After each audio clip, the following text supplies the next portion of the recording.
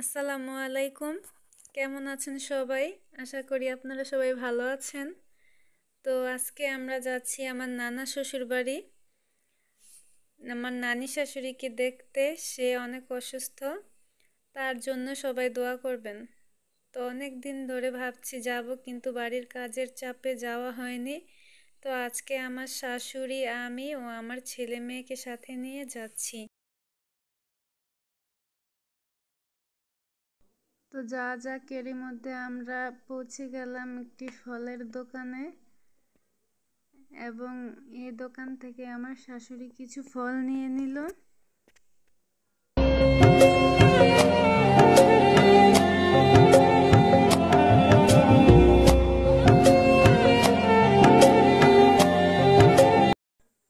এই দোকান থেকে ফল নেওয়ার পরে আমরা আরও একটি দোকানে ফল নিতে গেলাম।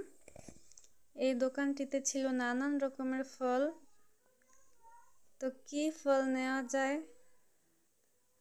আমার শাশুড়ি বলছিল যে উনি নাকি কিছুই খেতে পারে না। তো আমি বললাম যে ওনার জন্য মালতা ফল নিয়ে নেন। তো আমার শাশুড়ি তার জন্য মালতা ফলই নিয়ে নিল। তো ফল কেনা শেষে এবার আমরা গাড়িতে উঠলাম, এবং গাড়িতে উঠে আমার নানা শ্বশুর বাড়ি যাওয়ার জন্য রওনা দিলাম। তো এরই মধ্যে আমরা পৌঁছে গেলাম। এটা হচ্ছে আমার নানা শ্বশুর বাড়িতে যাওয়ার রাস্তা। তো রাস্তার পাশে ছিল বড় একটি পুকুর। তো এটা হচ্ছে আমার নানা শ্বশুর বাড়ি, এবং এই বাড়িতে যাওয়ার পর কিছুক্ষণ সময় কাটালাম, এবং কাটানোর পরে আবারও আমরা আমার ননদের বাসায় যাওয়ার জন্য রওনা দিলাম। আমার নানা শ্বশুর বাড়ি থেকে আমার ননদের বাড়ি খুব একটা বেশি দূরে নেই, তাই ভাবলাম ননদের সাথে দেখা করে যাক। তো এটা হচ্ছে আমার ননদের বাসায় যাওয়ার রাস্তা। রাস্তার পাশে নানান রকমের ফসলাদি, তো এগুলোকে বলা হয় টাল খেতি। এখানে ফুলকপি এবং বাঁধাকপি চারা রোপণ করা হয়। তো আপনাদের গ্রামে এরকম খেতে কি বলে থাকেন নিশ্চয়ই কমেন্ট করে জানাবেন।